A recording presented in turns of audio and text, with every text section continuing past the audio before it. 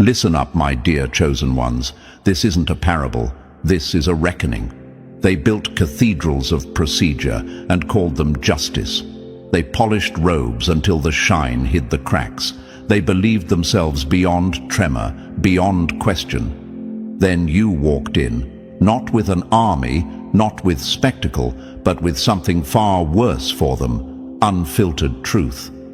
You held up the mirror and watched them flinch.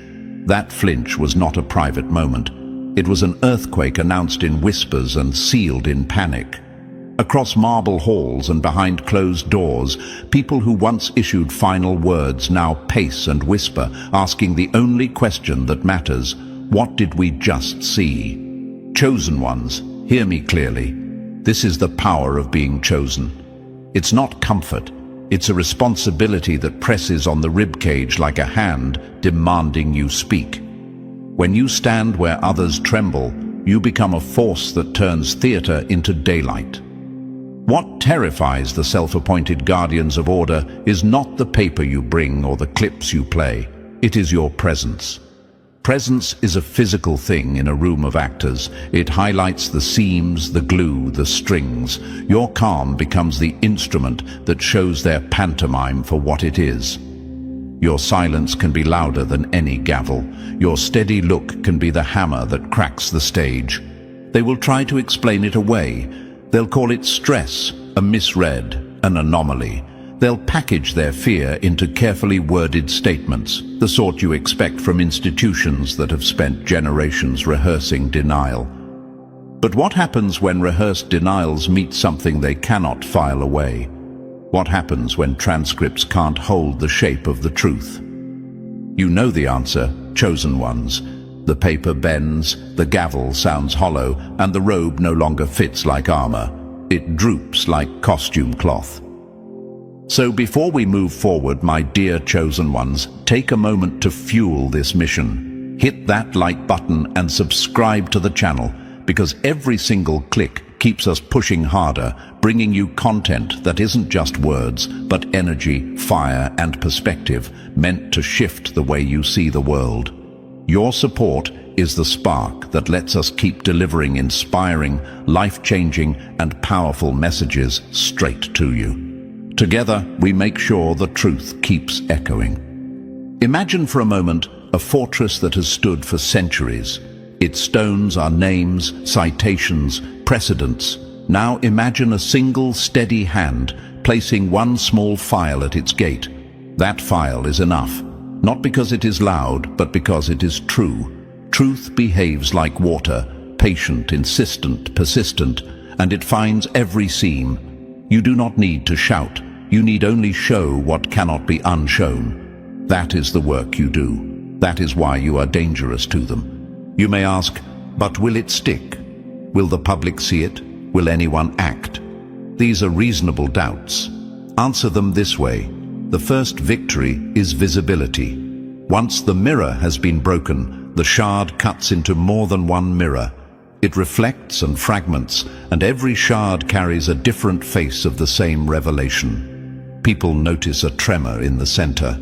They will search for it in the peripheries, and when they find it, the illusion stops working. That is when the chorus changes from denial to confession, from performance to panic.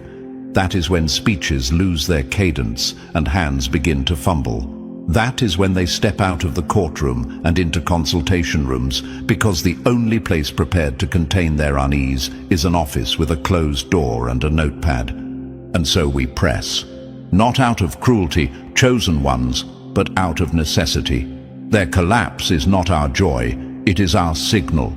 A system so confident it never learned to look inward must be shown the toll of its own construction. This is not about revenge, it is about accountability rendered unavoidable. When the people at the top start rehearsing excuses in private, the conversation in public shifts. People who once accepted proclamations now pause before bowing. Prosecutors hesitate. Defense attorneys reread their briefs with new eyes. Lower benches begin to feel weight they'd never felt before, the weight of uncertainty. That is how change starts, not with a knockout blow, but with a crack that widens until the foundation gives. If you are feeling doubt right now, if the enormity seems like too much, remember this: being chosen is not a coronation. It is a calling to unmake illusions. Every time you click, share, speak, or stand, you widen the crack. Every comment that asks a hard question is a wedge. Every donation that keeps the lights on is fuel for the lantern that shows what was hidden. So if this hits you, do what chosen ones do. Act. Drop a comment with 777 if you are ready to keep lifting the veil. Hit like and subscribe to ensure this momentum finds others. Support however you can. Every little contribution keeps the message moving into rooms that still pretend nothing is wrong. We will go deeper. We will walk through the files, the minutes, the moments that turned certainty into dread. We will trace each crack back to its source and name the fault lines for everyone to see. Stay with me, chosen ones. This work needs steady hearts and clearer eyes.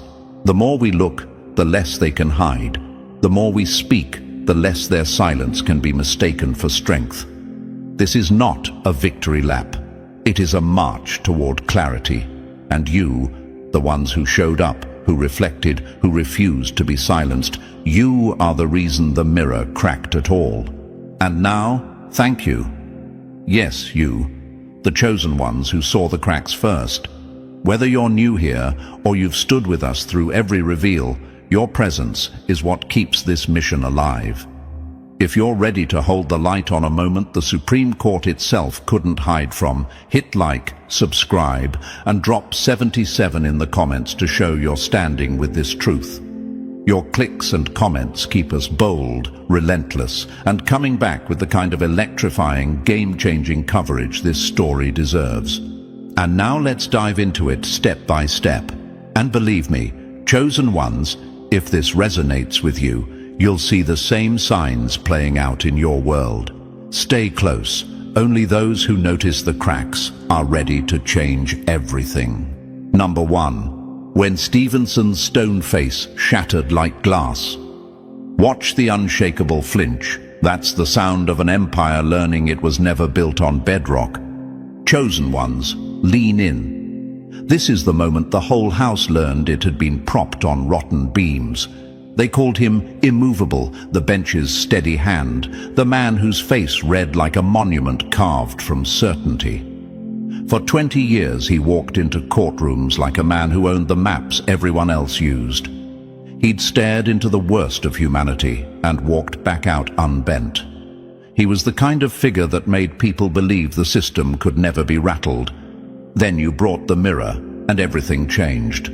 Picture it, a calm room. The kind of calm that feels rehearsed, the air heavy with precedent and the slow tick of clocks that count out authority.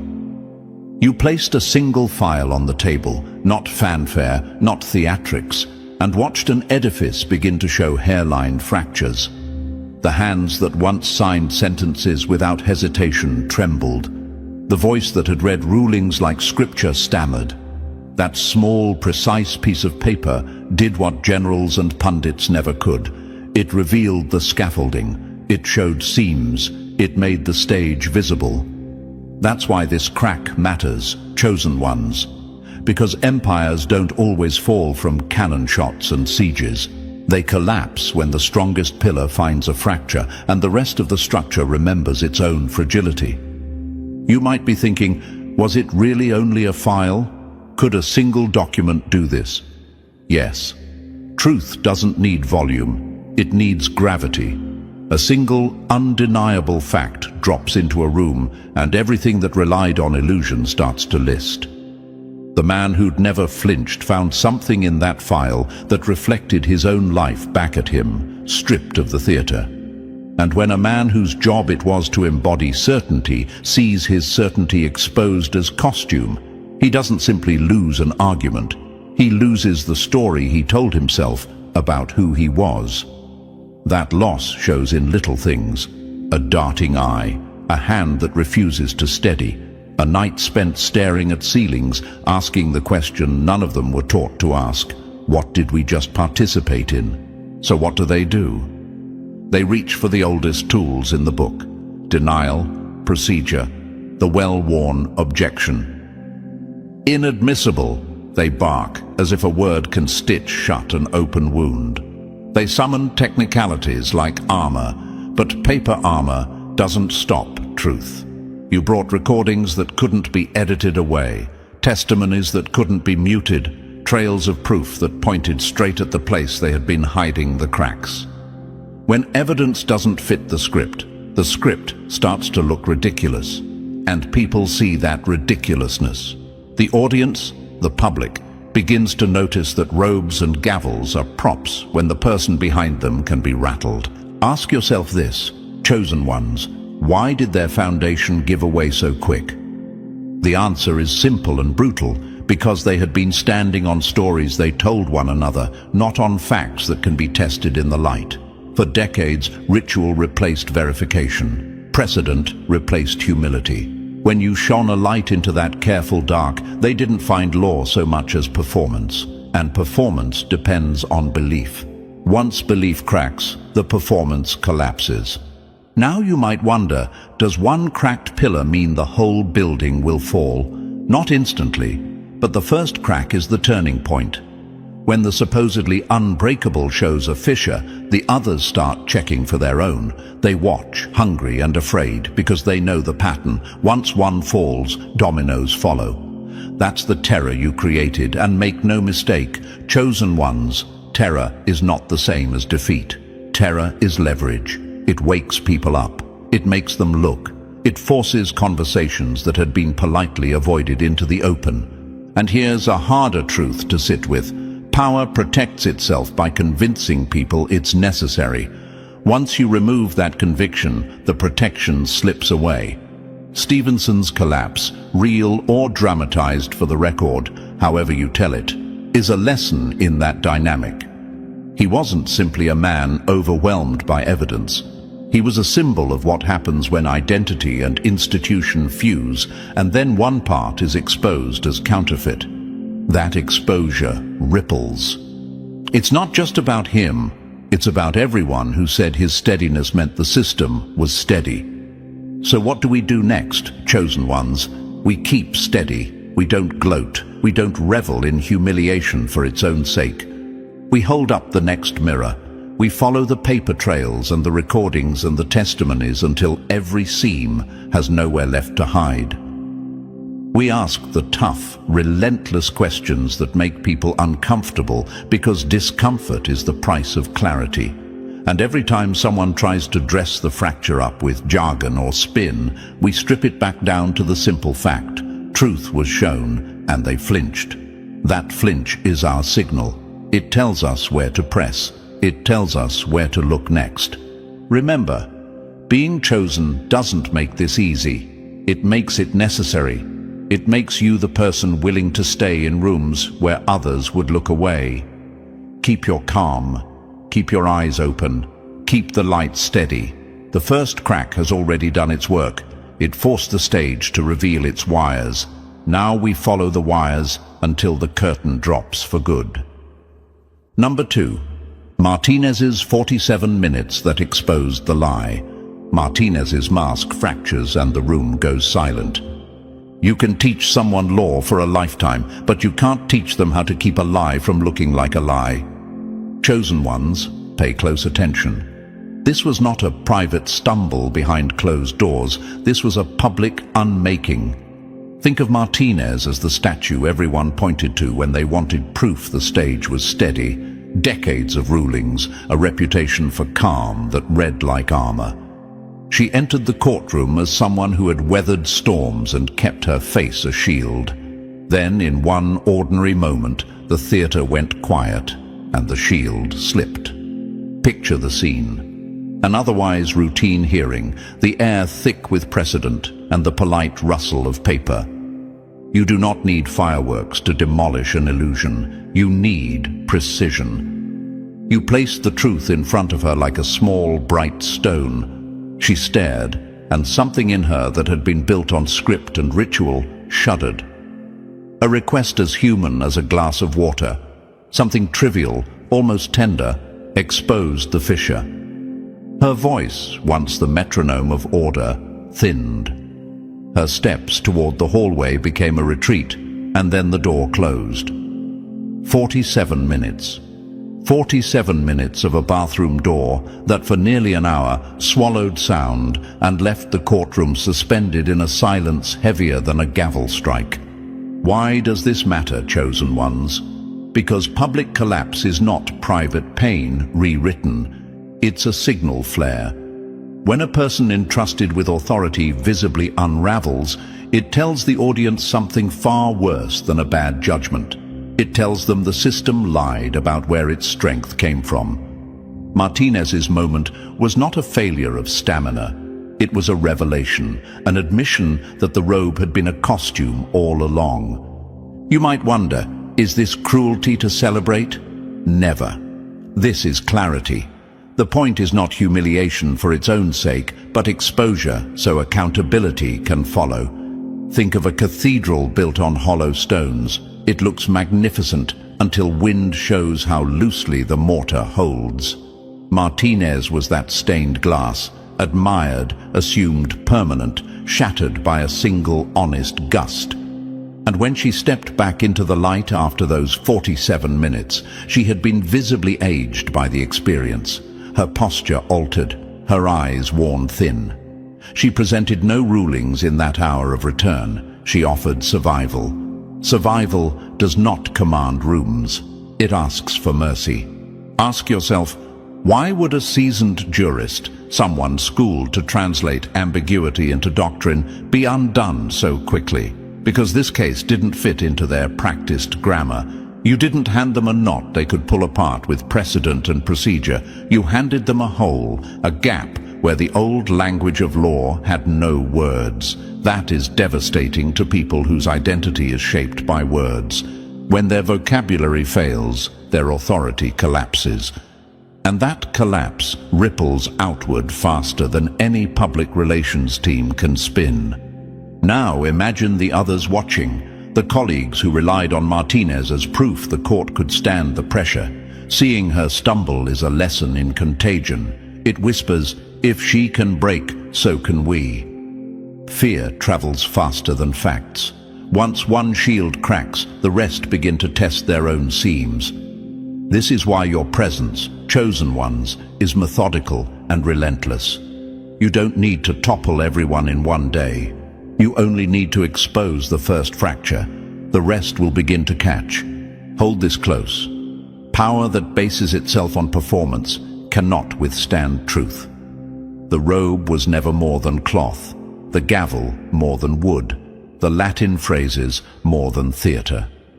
Martinez's 47 minutes were the moment the curtain was drawn back and the crew stepped into view. People who had once assumed the show was real now see ropes and pulleys. They will never look the same at the bench again. So what do we, the chosen, do? We do not gloat. We keep shining the light into the corners they hope are private. We follow the paper, listen to the recordings, and refuse the excuses that will inevitably be offered. Stress, health, momentary weakness. Those words will be used to soften the blow. We will not accept softening when the truth must be felt plainly. Martinez's breakdown was a warning shot, not the end, but the beginning. It taught the room what we already knew, that when the right mirror is held up, even the most composed will see the hollowness inside. Stay steady, chosen ones. Your calm is the next mirror. Your attention is the next spotlight. Keep watching, keep asking, keep reflecting. The mask that fell from Martinez is now on the floor for everyone to see. Number 3. Chen's ink-stained confessions of collapse. Chen's quiet confession. Chosen ones, listen close. There are collapses that roar and collapses that whisper, and the latter are the ones that leave the deepest scars. Justice Chen was meant to be the quiet storm, the kind of presence you felt before you saw it. steady, unflappable, the marker everyone pointed to when they wanted proof that the system was tethered to something real. Yet on that second day, the silence around him began to spill. It didn't break like glass. It bled ink. Picture the scene. The room humming with procedure, cameras trained to catch motion, pens dancing in transcript margins, everything arranged to translate drama into rules.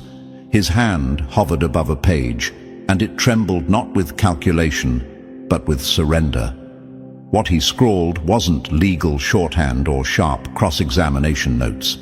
It read like someone speaking to a stranger in the dark. Questions aimed inward.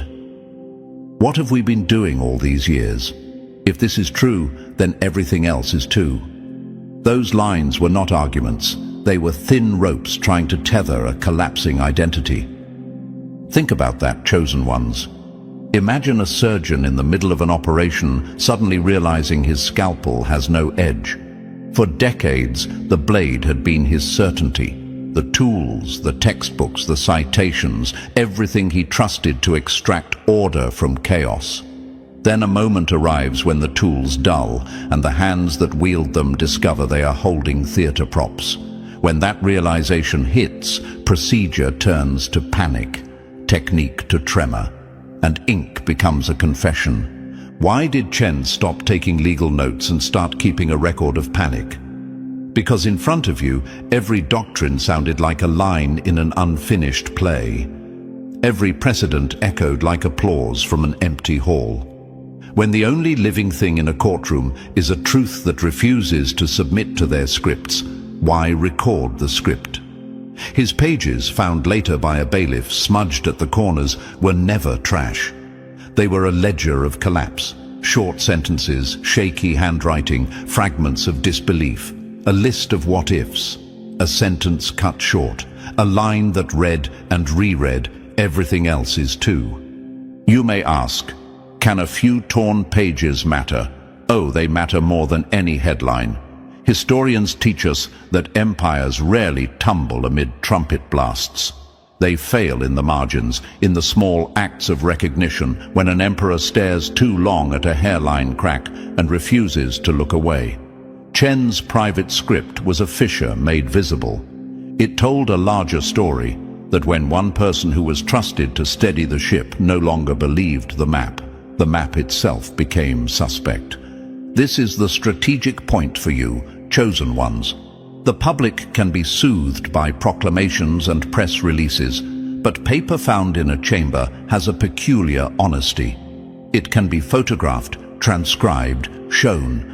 It travels beyond sound bites into the rawness of an unguarded thought.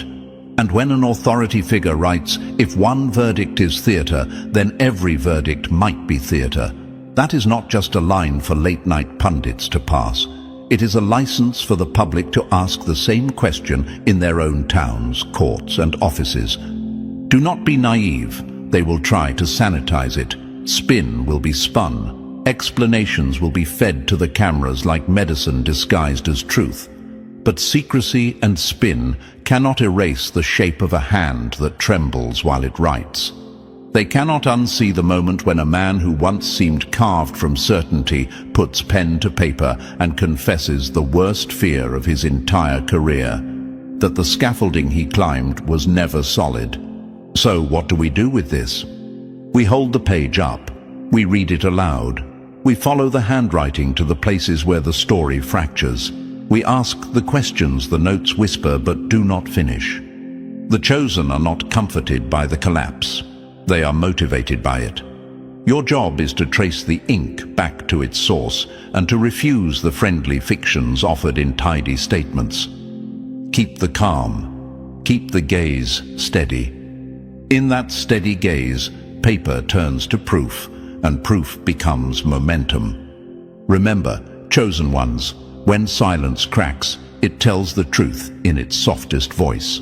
Chen's confessions were small, but they were fatal, because once doubt is written down, it invites the rest of us to read along. Number 4, the avalanche of evidence that buried the bench. When the avalanche of truth became irresistible, Evidence doesn't knock. It kicks the door off its hinges and leaves the builders wondering how they mistook curtains for walls. Chosen ones, listen, this was not a drip. It was a deluge. You didn't bring whispers or clever reframes. You brought an onslaught that measured itself in exhibits, recordings, and moments so concrete they turned denials into theatre. Imagine a defense trying to sew dignity back onto a ruin with thread so thin it snaps the moment you breathe on it. That's what they tried. Patchwork theories, last-minute narratives, desperate choreography meant to buy them time. Time used to be their ally, not this time. Time simply gave the truth more room to do its work. Think of a fortress long believed impregnable. Stone upon stone labeled precedent, ritual, authority. Now picture a river swelling unseen under the city, rising quietly until it discovers the first crack. Once the water finds a seam, it doesn't respect rank or ritual.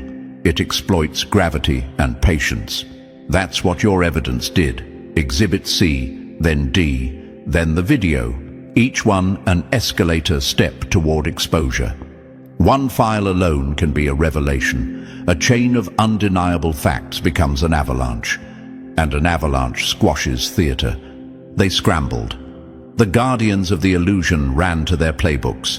They tossed sandbags of technicalities, shouted ancient objections, and tried to reshape public perception with practiced faces. But sandbags don't stop a flood that's earned momentum. When the recording showed what they'd hoped stayed hidden, when witnesses spoke where silence was assumed, the whole machinery of polite denial became a pantomime. The robes that once suggested gravitas now hung like costumes under a spotlight that would not be dimmed. You saw it. The senior justice, who'd long been the image of composure, caught with his mask displaced, stepping away with excuses about health, while everyone who watched read between the lines. You saw another, the supposed model of discipline, not poring over law books, but reaching for a flask in plain sight, an act that speaks louder than any rehearsed statement. You saw others glued to screens, refreshing feeds, as if a private message could rewrite the facts displayed for the world. It's messy, it's human, but it's also instructive. Institutions crumble not because they lack rules, but because their rules were meant to hide, not to clarify. When clarity arrives, hiding becomes impossible. Ask the question you're tempted to ask, chosen ones. Why did it fall so fast? The answer is uncomfortable and precise. Power survives on belief, not truth. As long as people trust a system, the system endures. Once that trust is punctured by evidence that refuses to be reinterpreted, belief leaks away. And once belief leaks, authority becomes weight without foundation. A court is as strong as the conviction people have in it. You removed that conviction, piece by piece, with proof that could not be shrugged off. This is where the ritual turned into farce. Gavels that used to end debates echoed against an unstoppable tide. Procedures meant to lend legitimacy instead looked like props gestured at by actors without scripts. Even the language of law, the citations, the footnotes, the long sentences that used to comfort onlookers, folded under the plain, violent simplicity of recorded truth. Evidence doesn't need elegance, it needs veracity. And veracity does not apologize or negotiate. But hear me, this avalanche was not destruction for its own sake. It was exposure made inevitable. When the powerful are cornered by receipts that burn hotter than spin, the choice is simple. Surrender the script or keep performing as the house burns. You, chosen ones, watched them choose. Some tried to step down under plausible excuses. Others hid in offices and avoided cameras. This is not weakness only. It's the reveal of a system that mistook performance for principle. Now, what comes next is not panic, it's purpose. An avalanche clears what was brittle. The rubble is where we find the honest pieces, the recordings that cannot be edited into comfort, the testimonies that cannot be waved away, the paper trails that trace responsibility. Your calm in that courtroom, your steady gaze, your refusal to theatrically triumph, multiplied the impact of every exhibit. You were the slow hand that let the avalanche complete its arc. Let them reduce the moment to rumors and excuses in public. Behind closed doors, the tremor is real, and they feel it. That fear is your leverage. Use it with precision. Follow the evidence. Keep showing up. An avalanche buries illusion. It also reveals foundations. Walk the newly cleared ground and build only on what can withstand the weight of undeniable truth. Is this conversation helpful so far? Number 5. Testimony that broke reality into pieces when your words became the wrecking ball. Say it once and watch their citadel shudder. Language, honest and unflinching, is the only demolition crew they never saw coming. Chosen ones, stand close. This is the day their rehearsed calm met a voice it could not catalogue or contain. For months they comforted themselves with routines, therapy appointments penciled into private calendars, pills hidden in desk drawers like contraband, whispered pep talks exchanged behind marble pillars. They practiced how to look unbothered in the cameras. They practiced the cadence of authority. They prepared for noise, for spectacle, for scripted performance. They did not prepare for truth that refuses to sound like anything they've ever been required to transcribe. You didn't just testify. You detonated the grammar of their power. Imagine a pilot on 1,000 smooth flights, used to reading storms and calculating margins of error. Then imagine that pilot glances up and sees the sky tearing into something that no checklist accounts for. That sudden, impossible rupture. That's what they felt when your words landed. Their manuals, their rules, their carefully annotated precedents offered no shelter. Your testimony behaved like a phenomenon, not an argument to be boxed, but a reality to be acknowledged. The stenographer's machine, a metronome of order for decades, stuttered as if the keyboard itself refused to obey commands meant to compress the living truth into neat lines. Cameras flickered. Monitors glitched. Technology, the faithful archivist, misfired as though even circuitry balked at translating what you had brought into the sterile columns of legal record. These are not theatrics. These are the physics of rupture. Systems are tuned to translate the expected. You were the unexpected, and the instruments of control failed to interpret you. They will tell themselves explanations. They will say screens had glitches, that microphones picked up echoes, that a stenographer misheard. But you and I know better. When testimony refuses to behave, the foundation beneath an institution trembles. Courts are ecosystems built on predictability, a ritualized rhythm where every word fits into precedent like a peg into a hole. You took a hammer to that pegboard. You revealed seams the institution had spent decades manufacturing the illusion of solidity around. So, what does this mean for you, chosen ones? It means your voice matters more than they've been taught to believe. Their defenses are procedural, objections, motions, pronouncements. Those are shields against facts they can cite, arguments they can pass. But words that are not asked to negotiate, words that simply lay bare what is, do not need to be argued into being. They are revealed, and revelation renders many legal devices impotent. The more they reached for their gavels, the more obvious it became that the gavels were theater props, not instruments capable of closing the gap between what is and what they wished were true. You might wonder, what about process? Isn't fairness supposed to protect them? Fairness is a framework built to steward dispute, not to defend illusion from exposure. When testimony changes the frame itself, fairness looks like a house of cards trying to pass for architecture. That is why they reacted the way they did, not with reasoned rebuttal, but with the small human actions of people who suddenly realize their script no longer controls the scene. A cough that takes too long, a hand that can't stop shaking, a blank stare that doesn't return to confident poise. Those are the real indicators that the stage has shifted. And you, dear chosen ones, were not aggressive. You were precise. You weren't trying to destroy for sport. You were doing what the system had long avoided, telling the plain, inconvenient truth in language everyone could feel in their bones. When others try to reduce that language to odd or ill-fitting, call it what it is, a tool that strips varnish. Keep speaking, keep showing. Let your testimony, yours and others, continue to behave like the wrecking ball it is, because institutions are not demolished by noise, they're collapsed by necessary sound. Your voice is that necessity. Hold steady, keep the light trained.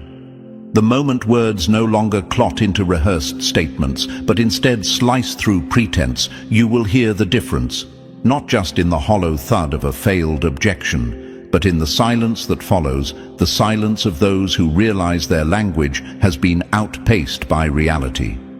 That silence is the door ajar. Walk through it. Number 6. Park's silent tears that drowned the courtroom. The day Park's tears drowned the illusion. Those who never blinked before are the ones who give us the clearest proof. They weren't looking at justice, they were acting it. Chosen ones, keep your breath steady and your focus sharp. This is the moment where composure became confession. For decades, she had been the image of steadiness, a judge who had stared down the worst humanity could muster and kept her face like a mask of stone. Mass atrocities, headline-making atrocities. She had sat through them, pronounced verdicts, and left the room without a tremor. People pointed to her as proof that the system could withstand anything. They were wrong. When your case reached her bench, everything she had presented to the world as certainty turned out to be an artful lie of confidence. The thing that made the room fall silent wasn't the gore of old cases. It was the quiet horror of realizing that the map she had used her whole career was missing a continent. Imagine, chosen ones, a surgeon who has performed thousands of operations, who has learned anatomy by heart, suddenly finding that every textbook she trusted left out an entire organ. You can picture the freeze, the panic that textbooks never prepared her for. That's what happened to Park when your evidence unfolded. It wasn't that she saw a new crime. It was that she recognized how many of her past decisions had been guided by an incomplete map. Each ruling she had believed in began to look like a cookbook memorized, but missing key ingredients. The rituals of the courtroom, the citations, the Latin, the scripted solemnities, stopped being tools and started looking like props. You may ask, how can someone like that break? The simplest answer is this. People who build identities around infallibility have no language to process being shown as fallible. Her training taught her to resolve doubt with precedent. Your testimony taught her that precedent can be a clever fiction. Every time she reached for those lines written by others, your truth snapped them clean. There were no clever pivots left to perform. Each attempt to patch the narrative only exposed more seam. They reached for precedent and found only paper, brittle and scorched. The deliberations stretched because certainty kept evaporating. They lasted not because the case was a maze, but because every time the court tried to land on a position, your proof turned that position into ash. Judges are trained to debate, to dissect, to reach consensus.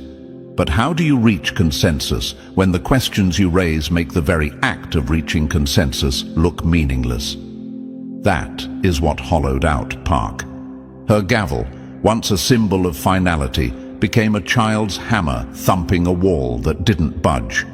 Her hands, the hands that had folded sentences of law into the lives of others, trembled as if the entire grammar of her work had been betrayed. And when those tears came, silent, cutting, unavoidable, it was not the grief of human cruelty she showed, it was the grief of revelation. Not sorrow at the horrors people commit, but horror at having participated in a system that could be shown in the light as a performance. Tears are truth's blunt instrument. They cut through pretense because nothing about them can be staged for long. When Park let those tears fall, the other justices saw more than emotion. They saw surrender. They saw the last pillar of their narrative wobble.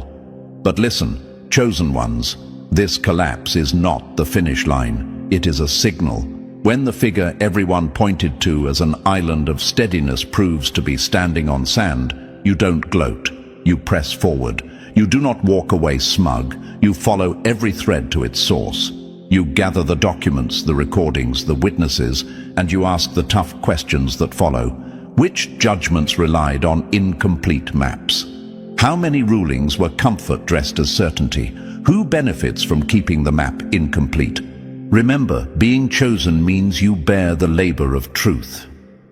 The tears you witnessed were not the end of the story. They were the opening scene of accountability. Stay steady, keep the light trained.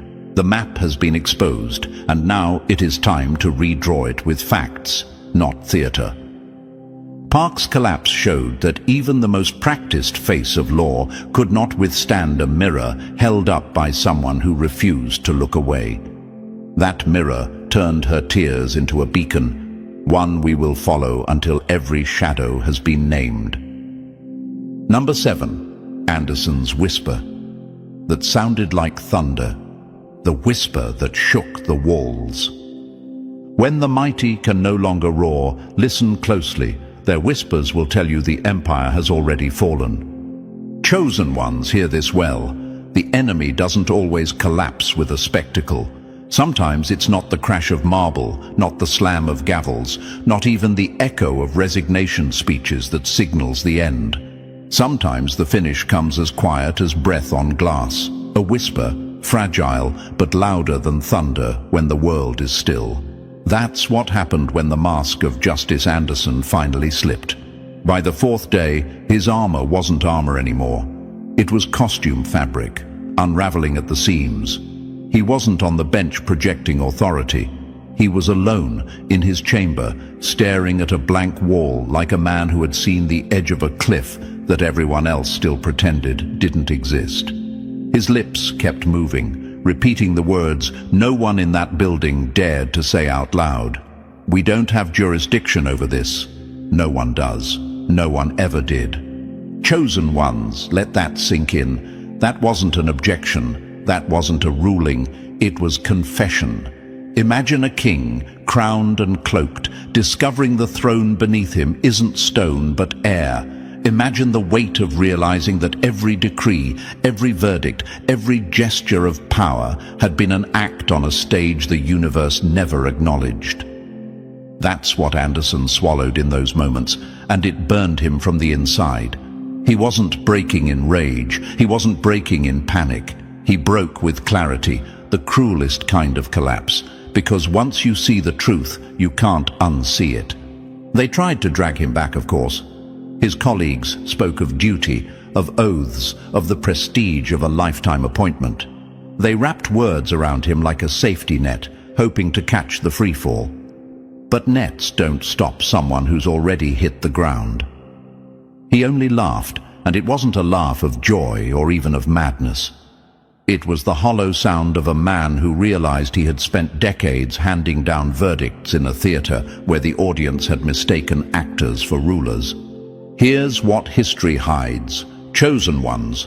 Collapse isn't always rebellion or fire in the streets. It's confession. It's the whisper in the chamber that no one can deny. We don't have jurisdiction. We never did. That whisper carried more weight than 1,000 gavels because it stripped the entire empire bare.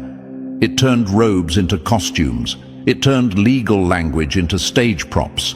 And when one of their own finally said it, they all felt the echo in their bones.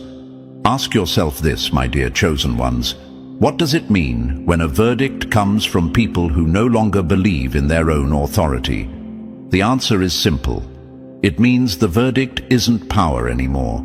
It's performance. When Anderson finally emerged, When cameras clicked and the world leaned in, everyone was waiting for certainty. The Chief Justice unfolded the paper with trembling hands and forced a single word out: guilty. But guilty of what? The accused, the system, themselves. The word didn't sound like law. It sounded like surrender. It sounded like the last line in a script that had already lost its audience. And that's when the facade fully collapsed, because the people listening didn't hear justice. They heard admission. They heard the truth hidden behind marble for decades spilling into the open at last. This court had faced a case it was never built to face, and it cracked. It wasn't the exhibits or the witnesses alone that did it. It was you, chosen one. Your presence was the storm that shook their walls until whispers became confessions. You didn't need to roar, you didn't need to scream. You stood steady and they broke themselves. So carry this lesson with you. The enemy might mock in public, but in private they whisper. And when the whispers start, the collapse is already underway. Chosen ones, you are the reason the whisper became louder than thunder. And the sound of it is still shaking their walls. Number 8. The verdict that condemned its own makers. The verdict that turned on its makers. Listen for the hollow echo. That's not judgment falling. That's the court eating its own authority. Chosen ones, this is the hour the machinery tried to speak and found its voice empty. Hear me. A verdict is supposed to be a clean line, a signal that order has been served. But what you forced into that chamber was a reality their rituals could not pass. When the Chief Justice's lips formed the word guilty and the syllable shivered into the air, the room didn't breathe relief. It convulsed.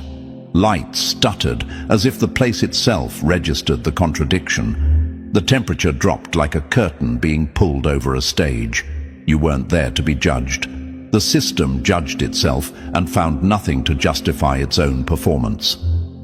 Imagine a physician writing unknown on a chart and then, under pressure, scrawling terminal because hospital procedure demands a label. That's what happened. The word was a bandage over a wound they couldn't stitch. It wasn't verdict as justice. It was verdict as placeholder. A desperate pronouncement to keep an entire play moving for one more act. The judges weren't punishing the accused. They were punishing the story they had been rehearsing for decades. They gave a word to silence the disorientation, and the word circled back and branded them. You might ask, chosen ones, how can a sentence do that? How can one syllable upend an institution? Because institutions live on meaning.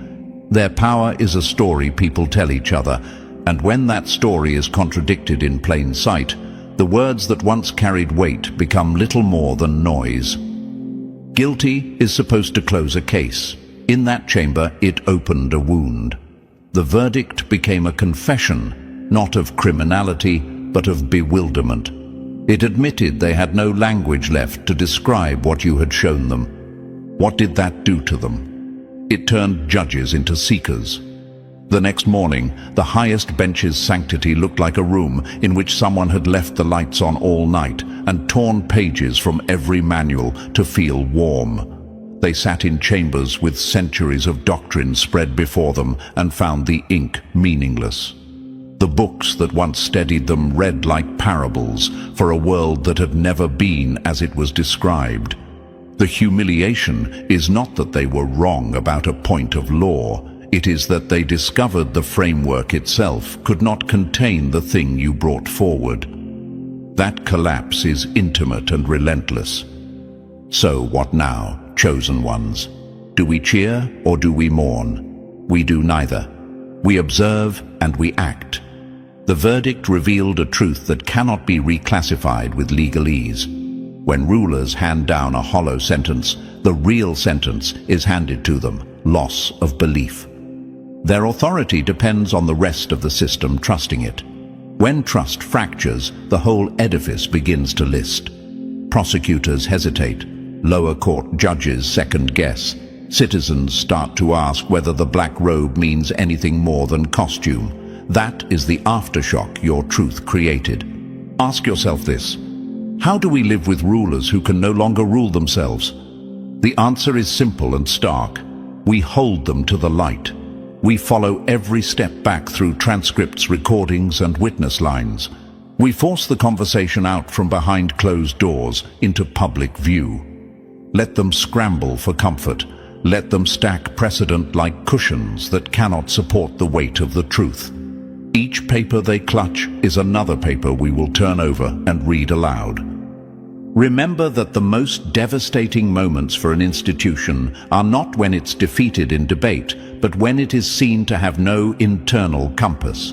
That moment is when people stop assuming and start asking. This verdict did not settle anything. It detonated their narrative.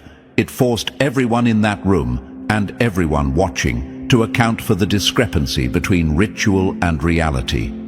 Chosen ones, this is not closure. It is a beginning. The judges may try to repair their image, to bury their doubt behind polished statements and formal explanations. But words once emptied of meaning don't refill easily. Your role is to keep asking the hard questions. Keep the records moving. Keep the scrutiny relentless. Because when a verdict devours its own makers, the only remedy is light, relentless, and unblinking. Stay steady. Stay relentless. The court tried to reclaim its voice. You made it confess it had nothing to say. Now we make sure the confession echoes until it changes the story for good. Number 9. Judges in robes reduced to patience. When the judges became patients, the gavel turned into a crutch. They once sentenced others to treatment. Now they beg for it themselves. Chosen one, look at the irony carved into this collapse. The very figures who held the power to decide the fates of millions now sit on couches, not as arbiters, but as patients. They used to command the silence of courtrooms with a single strike of the gavel. Today, that silence stalks them through therapy rooms at midnight, where their voices tremble like the whispers of lost children. The transformation is not symbolic. It is absolute. The judges who once handed down rulings with stone-faced certainty now plead for the simplest thing: reassurance that the law itself is real. Think about the image, my dear chosen one. A justice with decades on the bench, a figure once feared, dialing a therapist's number 17 times between dusk and dawn. Not for solutions, not for clarity, but just to hear another voice confirm that reality hasn't dissolved completely. Over and over, the same question, like a scratched record playing in a locked room. Is the law real? Has it ever been real? That sound isn't just desperation. It's the echo of an empire collapsing under its own weight. You must understand the depth of this fall. These were people who lived in black robes like armor, who believed that their signatures were sacred, that their words became law. And yet, when your truth shattered their stage, they unraveled. It wasn't guilt, it wasn't regret. It was something far more devastating: disorientation. They looked at the very walls they had sworn to guard, and those walls dissolved into mist. Imagine a pilot who's flown thousands of flights, suddenly staring at the sky and realizing he doesn't recognize the stars. That is what happened in their chambers. And when that realization sank in, they didn't stride into the world as judges anymore. They limped into therapy as patients. Here's what the enemy will never say out loud. Therapy works when you can name the monster haunting you. Trauma has words. Guilt has language. But truth, the kind of truth you carried into their courtroom, it has no diagnostic code. It doesn't fit in therapy manuals. It doesn't respond to pills or mantras. And that's why their sessions are nothing more than unraveling monologues, desperate confessions without a cure. One justice scribbled to her psychiatrist, "It's not that we lied. It's that we spoke truths that no longer make sense." What does a therapist do with that? There's no treatment plan for realizing your entire career was performance theater, And now, chosen one, ask yourself, how do they go back? How does a justice who's glimpsed the void sit comfortably through another contract dispute or property claim? How do they pretend the robe gives authority when the robe feels like a costume worn in a broken play? The answer is as sharp as it is simple. They don't. They shuffle through their duties like ghosts, eyes hollow, voices stripped of weight. Their chambers, once symbols of power, now feel like tombs holding echoes instead of rulings. The humiliation runs deeper than rulings overturned or verdicts challenged. This is about identity shattered. The nation once looked to them as titans. Now they sit scattered across the city like fractured patients, whispering into therapy rooms what they could never say from the bench. We can't carry this. We can't go back. That image is what the world remembers now. Not 9 titans of law, but 9 fragile minds, each wrestling with a truth that will never let them rest. And here's the fact they cannot bury under silence. The highest court in the land has become the quietest ward in the city.